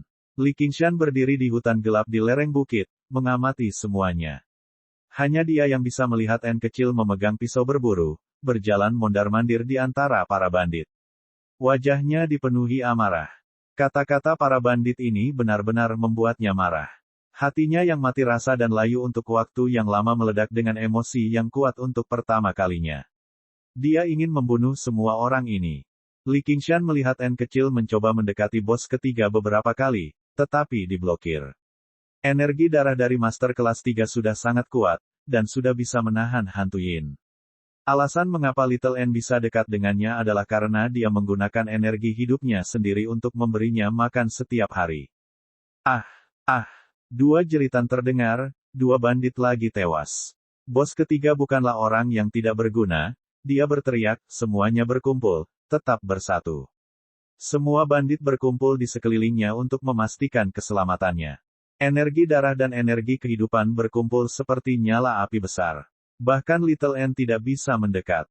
Li Qingshan meminum seteguk anggur spiritual di dalam labu. Tinju kekuatan besar sapi iblis tidak dikenal karena kecepatannya, juga tidak memiliki apa yang disebut Qinggong. Dia mengandalkan ketahanan seekor lembu dan pengisian kembali anggur rohani untuk mengejar ketinggalan. Dia memulihkan vitalitasnya dan mengangkat busur pemecah batu. Sekarang giliranku untuk bergerak. Peng! Langit malam yang gelap gulita terkejut. Hanya dari suaranya saja, orang dapat mengetahui bahwa itu adalah tali busur yang sangat kuat. Suaranya pendek dan anggun, membawa kekuatan tajam yang bisa menembus udara. Anak panah itu bersiul menembus kegelapan di kejauhan, menembus dada seorang bandit dan menusuk tubuh bandit di belakangnya. Membunuh dua burung dengan satu batu. Saat dia mendengar dentingan tali busur, bandit itu telah tertusuk. Para bandit telah melalui beberapa pertempuran, namun tidak satupun dari mereka dapat bereaksi tepat waktu. Bos ketiga tahu bahwa ini karena panahnya lebih cepat daripada suara. Orang yang menembaknya adalah seorang ahli. Di seluruh Qingyang, sepertinya hanya ada satu orang yang bisa menembakkan anak panah seperti itu dengan satu busur. Bukan orang itu. Kalau tidak, dia pasti sudah mati sekarang. Bos ketiga melirik ke bahu kanannya yang terluka dan teringat bocah nakal yang memaksanya ke dalam situasi ini. Awalnya, dia mengira dia ceroboh, itulah sebabnya dia tertipu oleh serangan diam-diam. Dia tidak pernah mengira memanah anak nakal itu akan begitu menakutkan. Kenyataannya, teknik memanah Li Qingshan tidak terlalu akurat. Terlebih lagi, dia tiba-tiba menggunakan busur berat seperti busur pemecah batu dari jarak yang sangat jauh. Namun, semua bandit sudah berkumpul, jadi dia tidak perlu membidik. Yang harus dia lakukan hanyalah menembak di tengah, dan tidak ada alasan baginya untuk meleset. Bos ketiga, itu bocah nakal yang sebelumnya. Dia sudah menyusul. Dia mencoba membunuh kita semua. Anak panah itu datang dari arah itu. Ayo kita bertarung habis-habisan dengannya. Tidak, kita tidak bisa. Setelah kita berpisah, saat mereka berdebat, anak panah kedua menembus dada bandit lain. Wajah setiap bandit berubah ketakutan. Mereka begitu bingung hingga seperti sekelompok domba yang menunggu untuk disembelih. Bos ketiga memerintahkan, hanya itu yang dilakukan bocah itu. Ayo kita serang dan bunuh dia bersama-sama. Dia memimpin para bandit saat mereka menyerbu ke atas bukit, sambil berteriak dan berteriak. Li Qingshan berdiri di tempatnya tanpa ragu-ragu, menembakkan panah demi panah. Sebuah anak panah ditembakkan dari tali busur yang kencang, bersiul menembus kegelapan. Ia menembus 3 daun layu saat berputar, menusuk tubuh bandit. Kemudian menembus lapisan daging hingga tersangkut di tulang. Baru saja, ia dengan enggan berhenti bergerak. Dampak besar dari panah itu bahkan tidak membuat bandit itu sempat menangis kesakitan. Salah satu bandit di sampingnya menghentikan langkahnya dan menoleh dengan ngeri. Sebelum rasa takut di matanya hilang, dia merasakan sakit yang menusuk di kepalanya, dan dia kehilangan kesadaran. Jarak antar anak panah sebenarnya sangat pendek. Serangan para bandit terhenti, dan mereka buru-buru mencari perlindungan. Namun, bahkan sebelum mereka sempat mengatur napas, bekas darah aneh sekali lagi muncul di tenggorokan mereka. Mereka bahkan lebih akurat dan menakutkan daripada anak panah. Seseorang meninggal setiap saat. Semangat yang dibangkitkan oleh rasa takut lenyap. Hanya ketika mereka sadar kembali barulah mereka menemukan bahwa bos ketiga telah menaiki kuda poni dan berlari menuju benteng angin hitam. Mereka segera berpencar. Li Qingshan membawa busur pemecah batu di punggungnya dan merasakan lengannya sedikit sakit. Kekuatan busur 3 batu sungguh luar biasa. Dia hanya menembakkan selusin anak panah, dan dia merasa agak sulit untuk melanjutkan. Dia menarik napas dalam-dalam dan menyesap alkohol lagi. Kecil, ayo kita kejar mereka. Di desa Craching Oaks, penduduk desa masih dalam keadaan panik. Li Long saat ini sedang memerintahkan orang untuk mengumpulkan mayat-mayat itu. Lama, bagaimana kamu bisa berakhir seperti ini? Sebuah suara tua dan bermartabat terdengar dalam kegelapan. Li Long bergidik. Tuan, mengapa kamu datang? Itu adalah penguasa tangan besi yang telah mengguncang kota Qingyang, singa besi Liu Hong. Saya khawatir Anda tidak akan mampu menaklukkan para bandit itu, jadi saya datang untuk melihatnya. Liu Hong muncul dari kegelapan. Matanya seperti cincin, dan dia memancarkan martabat bahkan tanpa merasa marah. Dia mengenakan jubah besar dan mewah dan tampak menakjubkan, seperti singa yang perkasa. Dia melirik mayat para bandit. Kamu berselisih dengan kubu angin hitam, Kamu tidak melakukannya. Pukulan yang sangat berat. Katakan padaku, apa yang terjadi? Li Long hanya bisa menceritakan semuanya secara detail. Ketika Liu Hong mendengar tindakan bos ketiga, dia mendengus dingin. Beraninya dia meremehkanku dan tangan besi seperti ini. Jika aku ada di sini, aku pasti akan membunuhnya sendiri. Aku ingin melihat apakah beruang buta itu cukup berani untuk berselisih denganku atau tidak. Ketika dia mendengar bagaimana Li Qingshan menyerang, dia memuji, sungguh keberanian dan keterampilan. Menurut Anda berapa umur Li Qingshan ini? Petik 2. Kira-kira 15. Li Long sendiri agak terkejut, jadi dia hanya bisa mengatakannya dengan lantang. Baru sekarang dia ingat bahwa Li Qingshan masih remaja. Apa? Dia baru 15 tahun. Liu Hong terkejut. Dia adalah seorang veteran Jianghu. Apalagi master kelas 3 berusia 15 tahun, dia bahkan pernah melihat master kelas 1 sebelumnya. Namun, di belakang para pemuda berbakat ini ada bayangan klan dan sekte besar. Paling tidak, mereka memiliki seorang master dengan seni bela diri yang tak tertandingi. Episode 39. Li Long menunjuk ke suatu arah, dan Liu Hong melangkah mendekat. Iron Fist tidak terlalu ahli dalam teknik gerakan, tapi dia mengambil 7 atau 8 langkah lebih lama di setiap langkahnya dibandingkan orang biasa. Lengan bajunya berkibar tertiup angin, dan dia tidak melambat sama sekali. Tak lama kemudian, dia tiba di tempat para bandit gunung angin hitam berhenti dan menyalakan api unggun. Hanya beberapa mayat yang tersisa di sana sekarang, dan beberapa serigala sedang menggerogoti mayat tersebut. Mereka mengangkat kepala dan melolong mengancam ketika mendengar suara itu. Liu Hong mendengus dingin seperti sambaran petir. Serigala melolong dan lari ketakutan. Liu Hong memeriksa mayat-mayat itu. Ini benar-benar kekuatan busur pemecah batu. Huang Binghu sebenarnya telah memberikan senjatanya yang terkenal. Apakah dia murid Huang Binghu? Tidak, dengan seni bela diri harimau yang sakit-sakitan itu, dia tidak bisa membesarkan murid seperti itu. Padahal, karena dia telah memberikan busur pemecah batu kepadanya, Huang Binghu mungkin bermaksud agar dia mengambil alih jabatan kepala berburu. Pantas saja dia tidak takut pada kubu angin hitam. Selama dia kembali ke desa Drown Range, Black Benteng Angin tidak akan bisa melakukan apapun padanya. Bukan berarti mereka bisa menghancurkan desa Drown Range. Apakah Li Qingshan benar-benar ingin membunuh mereka semua? Bau darah menyengat hidungnya, dan Li Long sedikit gemetar. Dia telah berlatih seni bela diri selama lebih dari 1 dekade, jadi berkelahi dan tawuran bukanlah hal yang luar biasa baginya. Namun, dengan pengaruh tangan besi di kota Qingyang, dia tidak memiliki lawan yang cocok untuk melawannya sampai mati. Paling-paling, dia akan memberikan pelajaran kepada beberapa hooligan bodoh atau orang yang lewat di Jianghu. Dia belum pernah melihat mayat sebanyak itu sebelumnya. Karena kita telah menjadi musuh bebuyutan, kita jelas harus membunuh mereka semua.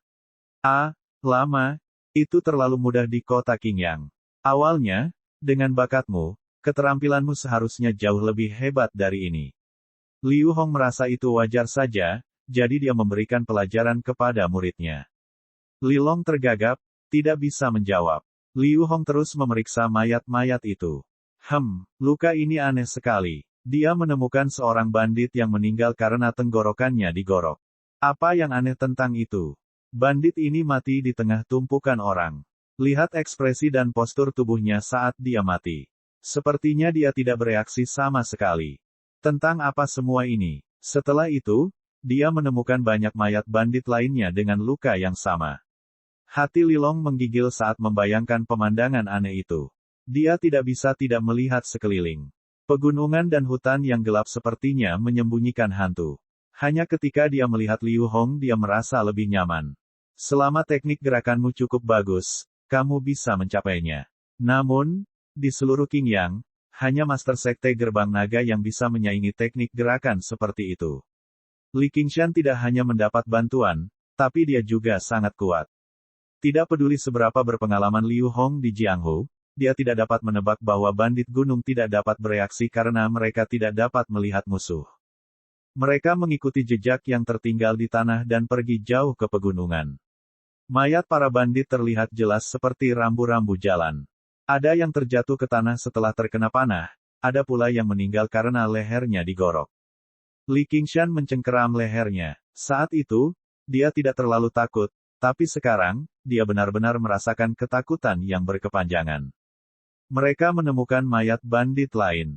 Li Long berkata, semua bandit sudah mati. Hanya bos ketiga yang tersisa. Setelah itu, mereka menemukan seekor kuda poni yang roboh di tanah, mulutnya berbusa. Tak lama kemudian, Liu Hong berhenti dan menatap ke bawah pohon besar. Bahkan dia, seorang anggota Jianghu yang berpengalaman, sangat terkejut. Darahnya sudah menyebar sangat jauh. Bau darah bahkan lebih menyengat daripada di sekitar api unggun tempat sebagian besar bandit baru saja mati. Hanya dengan sekali pandang, Li Long tidak bisa menahan muntah, seolah dia ingin memuntahkan semua kengerian yang dia lihat malam ini. Sepanjang malam, bos ketiga sepertinya tenggelam dalam mimpi buruk yang tidak bisa dia bangun. Orang-orang di sekitarnya mati satu persatu, sementara dewa kematian mendekatinya selangkah demi selangkah. Bos ketiga mengedarkan teknik gerakannya dan mati-matian melarikan diri menuju benteng Blackwind. Meskipun dia tidak secepat Sekte Gerbang Naga, mungkin bahaya telah merangsang potensinya, jadi dia tidak lambat sama sekali. Angin jahat berputar di sekelilingnya, mengejarnya dari dekat. Dia tidak berani berhenti sama sekali. Hanya ketika dia telah mengeluarkan seluruh ki batinnya barulah dia berhenti. Dia berhenti di bawah pohon besar dan terengah-engah. Melihat ke bawah lereng, dia sudah bisa melihat jejak benteng angin hitam. Saat dia tersenyum, dentingan anak panah itu bersiul di udara, menembus pahanya dan menancap jauh di batang pohon. Daun-daun layu berguguran seperti hujan. Bos ketiga mengabaikan rasa sakit yang luar biasa. Dia melihat sosok menakutkan yang berjalan keluar hutan dengan senyuman di wajahnya. Ia ibarat seorang pemburu yang telah menangkap mangsanya yang sudah lama ia kejar. Tali busur di tangannya masih bergetar. Inilah akhirnya, bos ketiga. Saya mengaku kalah hari ini. Jianghu adalah tempat yang kecil, jadi mengapa tidak berteman? Di saat yang berbahaya seperti itu, bos ketiga benar-benar mengambil sikap seorang penjahat dan mulai berbicara dalam Jianghu. Namun, sebelum dia bisa menyelesaikannya, sebuah anak panah menembusnya. Jangan sebutkan kata itu, karena kamu tidak layak. Ayo, bicaralah. Ceritakan semuanya tentang benteng angin hitam. Berapa banyak orang yang kamu miliki? Berapa banyak bos yang kamu miliki? Seni bela diri apa yang dipraktikkan oleh bos pertama? Jika aku memberitahumu, maukah kamu mengampuniku? Bos ketiga berkeringat. Dia kesakitan dan ketakutan. Li Qingshan mempertimbangkannya sejenak. Tidak, aku sudah bilang kalau kamu harus mati hari ini. Aku akan memberimu kematian secepatnya. Dia bahkan tidak perlu berbohong. Dia baru saja memberitahu bos ketiga dengan jelas bahwa dia ingin membunuhnya. Dia bisa memberitahunya atau tidak. Bos ketiga berkata, persetan. Jika kamu ingin membunuhku, datanglah padaku. Mari kita lihat apakah aku akan mengerutkan kening. Li Qingshan tersenyum dingin. Itulah yang kuinginkan. Lampu merah yang bahkan dia tidak sadari mengalir di kedalaman matanya. Li Long memaksa dirinya untuk tenang, tapi matanya menghindari mayat di bawah pohon. Tuan, haruskah kita terus mengejar? Liu Hong melambaikan tangannya. Tidak perlu. Dengan munculnya bintang jahat seperti itu, dunia persilatan akan penuh dengan masalah mulai sekarang. Dia telah melihat banyak orang kejam di Jianghu. Bos ketiga ini tidak kalah dengan mereka. Namun, jarang sekali melihat seseorang yang begitu kejam dan tanpa belas kasihan begitu mereka memasuki Jianghu. Siapa yang tidak ingin muntah beberapa kali? Hanya setelah mengalami banyak pengalaman hidup dan mati barulah hati seseorang perlahan-lahan mengeras. Li Long berkata, dia hanya seniman bela diri kelas 3. Dia mengandalkan serangan diam-diam untuk melukai bos ketiga. Mengapa Tuan begitu peduli padanya? Liu Hong berkata, saya hanya bisa memberitahu Anda bahwa ada banyak orang seperti ini di dunia persilatan. Tidak ada satupun dari mereka yang lemah. Seni bela diri apapun yang ada di tangan orang-orang seperti itu dapat menunjukkan kekuatan yang luar biasa. Jangan sembarangan membuat musuh dari mereka.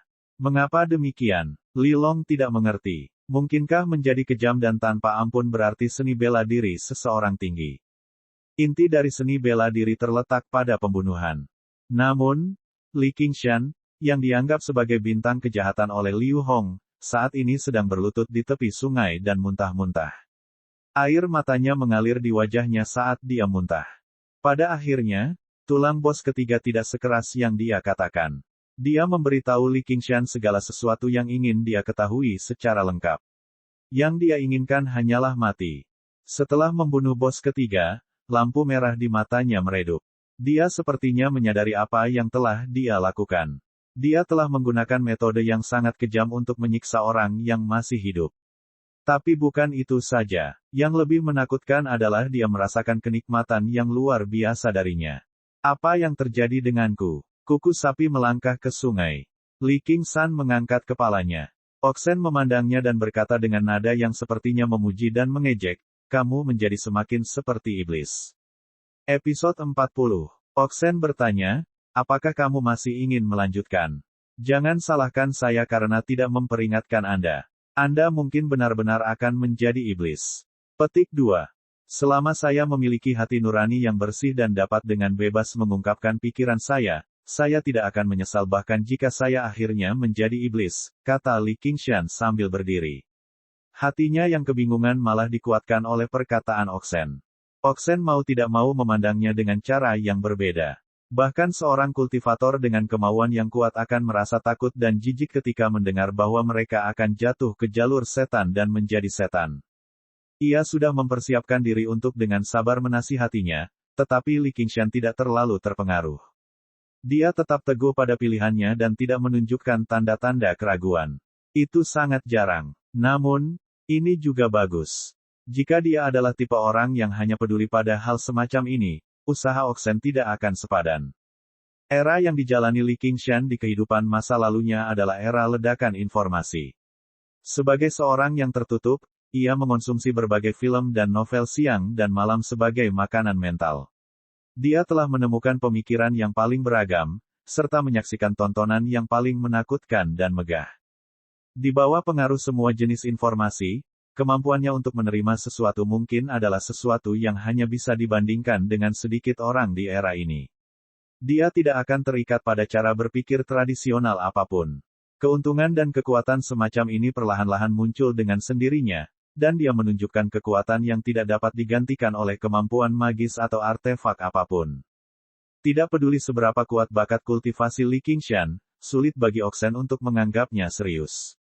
Namun, kepribadiannya unik dan sangat berbeda, itulah sebabnya Oxen sangat mementingkan dirinya. Ikut denganku. Seekor lembu dan satu manusia maju melewati pegunungan tanpa jalan. Oxen tidak mengatakan kemana mereka pergi, dan Li Qingshan tidak bertanya. Setelah dia memahami kekuatan benteng angin hitam dari bos ketiga, dia segera tahu bahwa dia bukan tandingannya. Dia hanya bisa menjadi lebih kuat. Setelah berjalan dalam jangka waktu yang tidak diketahui, tiba-tiba terdengar suara di dalam hutan. Saat dia bergerak maju, suara gemuruh semakin dekat, hingga seperti guntur. Pemandangan di depannya tiba-tiba menjadi jelas. Di atas tebing setinggi puluhan kaki, air terjun mengalir lurus ke bawah dan jatuh ke dalam kolam seperti naga giok, memercikkan busa seperti kepingan salju. Di tengah kolam terdapat pusaran air besar yang terus berputar, dan banyak pula pusaran air kecil di sekitarnya. Li Qingshan berdiri di depan air terjun. Meski memiliki kemauan yang kuat, ia tetap merasa sedikit terguncang menghadapi ciptaan alam. Saudara Niu, apa ini? Air terjun. Tentu saja aku tahu itu air terjun. Kenapa kamu membawaku ke sini? Tentu saja itu kultivasi. Saat itu juga, pecahan kayu jatuh dari atas air terjun dan langsung tersedot ke dalam pusaran air. Itu menabrak bebatuan di dalam air dan pecah berkeping-keping. Jika seseorang tersedot ke dalamnya, mereka pasti akan mati secara mengenaskan. Li Qingshan tersentak. Ada di sini. Oxen berkata, jika Anda ingin mengembangkan kekuatan seekor banteng, ini adalah jalan pintas tercepat. Mau mengambilnya atau tidak, semuanya terserah Anda. Dengan itu, Li Qingshan melompat ke dalam kolam dengan tegas. Di udara, informasi yang dia peroleh dari bos ketiga terlintas di kepalanya. Benteng Blackwing memiliki sekitar 300 orang, dan total ada 7 bos. Tentu saja, sekarang ada 6 orang, dan 5 di antaranya adalah Master kelas 3. Bos pertama dikenal sebagai beruang hitam, Xiong Xiangwu. Dia benar-benar Master kelas 2, dan dia bisa mengalahkan bos lainnya jika mereka bekerja sama. Seni bela diri Li Qingshan saat ini hanya berada di puncak kelas 3. Jika dia tidak menggunakan serangan diam-diam, dia mungkin hanya mampu menghadapi 2 bos yang bekerja bersama. Jika dia menghadapi 3, dia pasti kalah. Dia hanya bisa melarikan diri, apalagi menghadapi penguasa benteng angin hitam. Dia adalah sosok kolosal yang tidak bisa dia kalahkan saat ini. Satu-satunya kabar baik adalah ketika musim dingin tiba, pegunungan akan tertutup salju. Jika kubu Blackwing ingin melakukan operasi skala besar, mereka harus menunggu setidaknya sampai musim semi. Itulah waktu yang tersisa. Dia harus menjadi lebih kuat. Hanya dengan begitu dia bisa menghentikan benteng Blackwing, melindungi desa Crouching Ox, dan memenuhi janjinya. Berbagai pemikiran melintas di kepalanya. Dia melihat permukaan air semakin dekat, dan ketangguhan mental Li Qingshan muncul. Dia segera menekan semua kegugupan dan ketakutannya. Pikirannya tenang, dan dia dengan cepat menyesuaikan posisinya. Dia menarik napas dalam-dalam dan terjun ke dalam air. Sapi bergumam dari atas kolam, aku bahkan bilang aku akan melakukannya selangkah demi selangkah. Aku akan mulai bermeditasi di bawah air terjun. Segera, ia merasakan gelombang kebencian menyerangnya. N kecil menatapnya lekat-lekat, dan Oxen merasa sedikit tidak nyaman. Nak, jangan lihat aku seperti itu. Arus deras menghantam tubuh Li Qingshan. Dia seperti perahu kecil di tengah badai, tidak mampu mengendalikan diri. Dia bisa bertabrakan dengan bebatuan kapan saja dan tenggelam. Li Qingshan cukup ahli dalam air, tapi dia tidak bisa melepaskannya sama sekali saat ini. Dia menggunakan Ox Demon Forgets Its Hide, dan rasa sakit akibat air di kulitnya lenyap. Bahkan sebelum dia sempat mengatur napas, bayangan hitam menekan ke arahnya. Arus deras mendorongnya ke arah bebatuan. Batang kayu besar sebelumnya menjadi contoh. Bahkan dengan iblis sapi menempa persembunyiannya, dia masih akan mati karena hancur berkeping-keping. Terlalu sulit menangkis kekuatan alam dengan tubuh manusia. Iblis kerbau menghentakkan kukunya. Seteguk ki sejati meresap ke dalam dantiannya, dan tubuh Li Qingshan tampak bertambah berat entah dari mana. Tiba-tiba, dia terjatuh dan mendarat di dasar kolam yang keras. Batuannya retak, meninggalkan 2 jejak kaki yang dalam. Namun, ketika dia sampai di dasar kolam, arah arusnya berubah lagi, menariknya menuju pusaran air terbesar. Dia mencoba yang terbaik untuk tetap di tempatnya, berjuang melawan arus. Segera, dia kehabisan napas, dan perasaan tercekik mencengkeramnya erat. Dalam arus seperti ini, mustahil untuk berenang keluar dari air. Begitu kakinya meninggalkan air, dia akan tersedot ke dalam pusaran air oleh arus. Tak lama kemudian, dia kehilangan kesadarannya. Bahkan suara gemuruh yang memekakkan telinga sepertinya terdengar jauh. Tiba-tiba, dia merasakan hawa dingin di dadanya, dan ki aslinya bereaksi secara otomatis. Ketika Li Qingshan sadar kembali, dia melihat N kecil menekan dadanya dengan cemas, dan Yin Qi memicu reaksi ki aslinya. Pada saat hidup dan mati ini, ki sejatinya tiba-tiba beredar lebih cepat, mengalir ke mulut dan hidungnya. Perasaan tercekik lenyap, digantikan oleh ki sejati bawaan. Li Qingshan tidak pernah menyangka ki sejati memiliki kegunaan yang begitu menakjubkan. Dia mengangguk pada Little N untuk mengungkapkan rasa terima kasihnya sebelum mengertakkan gigi dan melepaskan kakinya, membiarkan arus menyedotnya ke dalam pusaran air besar. N kecil mondar-mandir di sekitar pusaran air untuk beberapa saat sebelum tiba-tiba mengambil keputusan. Dia kembali ke pantai dan berlutut, membungkuk pada Oxen. Oxen bertanya, "Kamu ingin membantunya?" N kecil mengangguk dengan keras. Liu Hong dan Li Long kembali ke desa Crouching Ox dan menghibur penduduk desa sebelum kembali ke kota Qingyang. Desa sepertinya sudah kembali damai, namun perasaan tidak nyaman tak bisa dihilangkan. Benteng angin hitam bagaikan gunung menakutkan yang menekan kepala mereka. Banyak orang ingin meninggalkan desa. Namun, janji Li Qingshan sebelum dia pergi memberi harapan pada semua orang.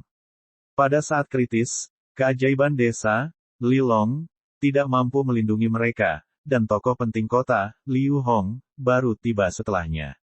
Hanya Li Qingshan yang berdiri di hadapan mereka semua, melindungi mereka sendirian. Setelah itu, tentara yang dirumorkan muncul dan mengambil kepala bos ketiga dan beberapa lusin bandit. Kota Qingyang terguncang. Sebenarnya ada seseorang yang cukup berani untuk menyinggung benteng Blackwing. Baik orang benar maupun orang benar mengetahui sebuah nama, Li Qingshan. Di kantor pemerintah, hakim distrik yang gemuk memerintahkan penasihatnya, cepat, laporkan perbuatan baik itu kepada prefek. Begitu saya tiba di kota Qingyang, saya memusnahkan sekelompok bandit. Jika ada yang masih berani mengatakan saya tidak berguna, gantungkan kepala mereka di gerbang kota dan biarkan penduduk kota mengetahui kekuatanku. Juga, temukan Li Qingshan itu. Saya ingin mengucapkan terima kasih secara pribadi kepadanya karena telah menyelamatkan hidup saya dan memberinya kekayaan dan kehormatan yang besar. Petik 2. Penasihat itu berkata, Tuan, melaporkan prestasi itu kepada prefek adalah hal yang benar, tetapi tidak perlu menundukkan kepala. Benteng angin hitam tidak bisa dianggap enteng. Sedangkan untuk Li Qingshan, dia mungkin akan mati. Petik 2. Ya, di mata banyak orang, Li Qingshan sudah mati.